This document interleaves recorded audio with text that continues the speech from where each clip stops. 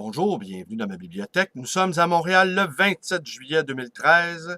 Mon nom est Bruno Lalonde. Alors, je vous raconte à nouveau mes petites tribulations avec Zépiquinho, le chien saucisse.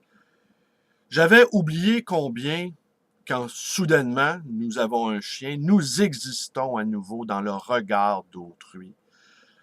Depuis 2 jours, je me promène avec le chien saucisse et j'ai le droit à des sourires, j'ai le droit à des commentaires de la part de gens possédant un chien également ou d'autres n'en possédant pas. Soudainement, à nouveau, j'existe encore dans le regard de l'autre.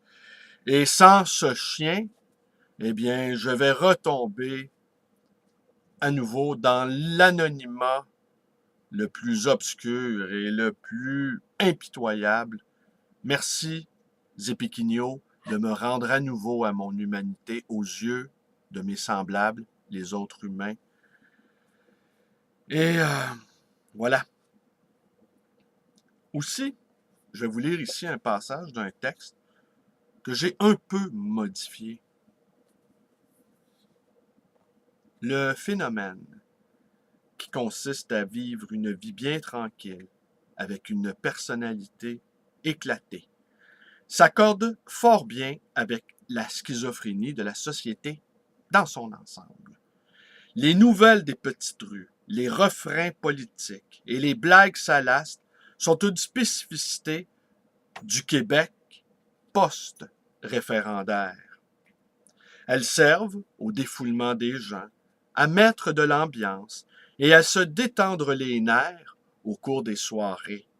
Le Québec est entré dans l'époque des jokes. La corruption des détenteurs du pouvoir et des fonctionnaires est devenue le sujet de soirées télévisées de toutes sortes, d'émissions de variété, de comédies, et est à l'origine d'un grand nombre de plaisanteries. Pratiquement tout le monde peut raconter une blague politique. Dans chaque ville et dans chaque village circulent des blagues populaires ironiques. Ce sont elles qui représentent le vrai langage commun des habitants de ce pays, qui se situe à l'opposé de la langue des médias, contrôlée par le pouvoir. Si l'on ne lit que les médias officiels, on peut croire que l'on vit au paradis. Si l'on ne considère que les nouvelles que l'on recueille dans les conversations quotidiennes privées, on peut croire qu'ici, c'est l'enfer. Ce que décrivent les premiers, c'est une situation joyeuse, tandis que les secondes décrivent le règne de l'obscurantisme.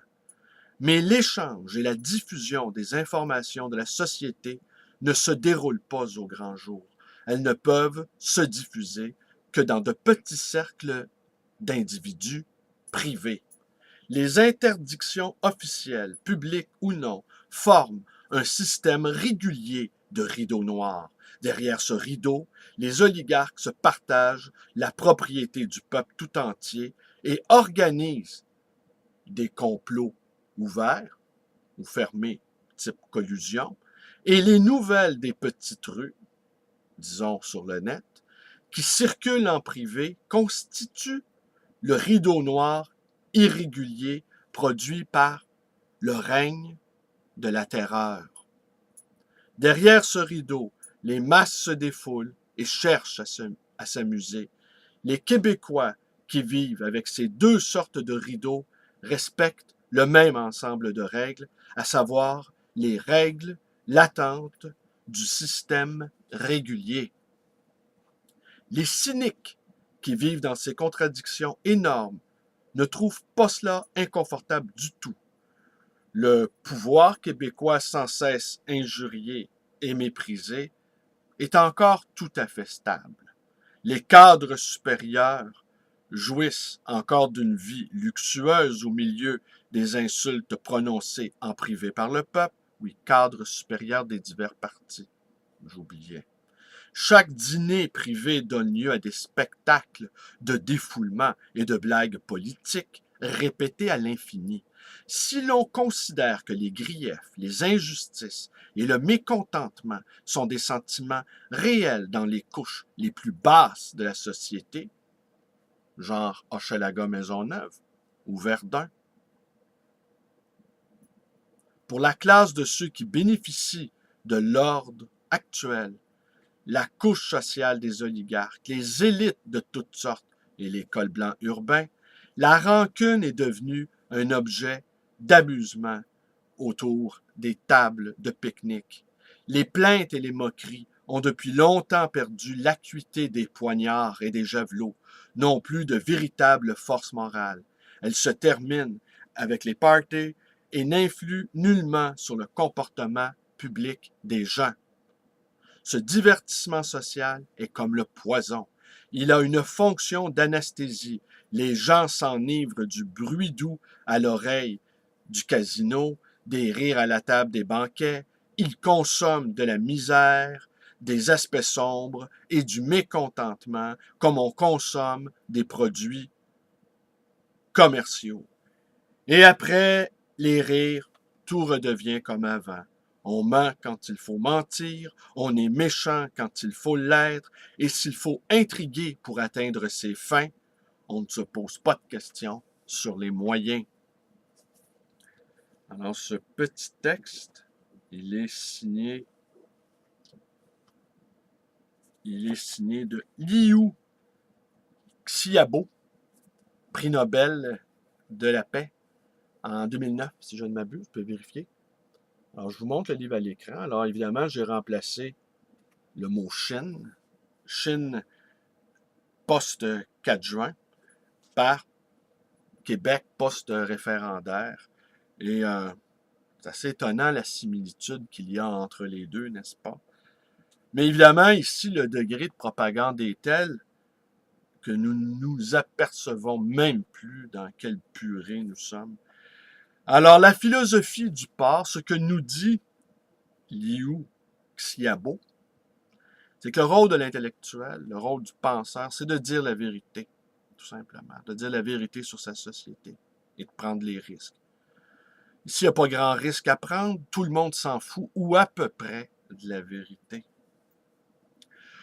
Il a été, entre autres, cet auteur chinois, au cœur du fameux printemps de Tiananmen, et qui a fait des milliers de morts chez les étudiants chinois en juin 1989.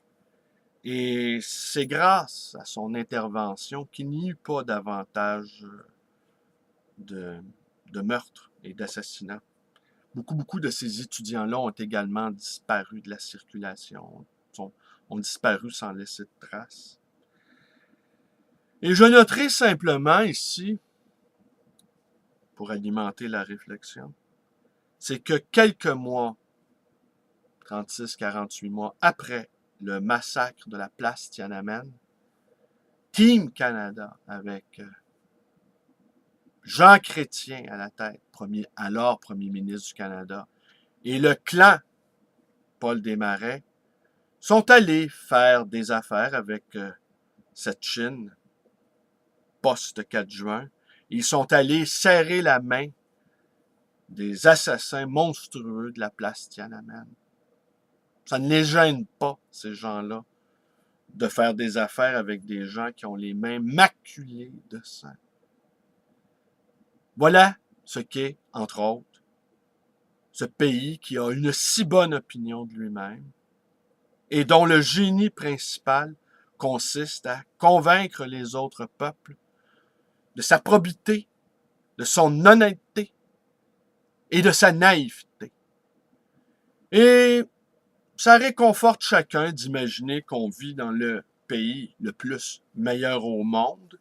Cela nous évite de nous voir en face et de voir les choses que nous laissons se dérouler dans l'indifférence générale, des choses horribles et atroces, le sort qui est fait au peuple amérindien, entre autres choses. Voilà, nous avons les dirigeants que nous méritons et nous sommes ce que nous sommes. Je vous remercie d'être avec moi. Vous connaissez la suite. ma page Facebook, ma librairie, mon numéro de téléphone, 514-736-0999. Et quoi d'autre? Allez, bonne journée.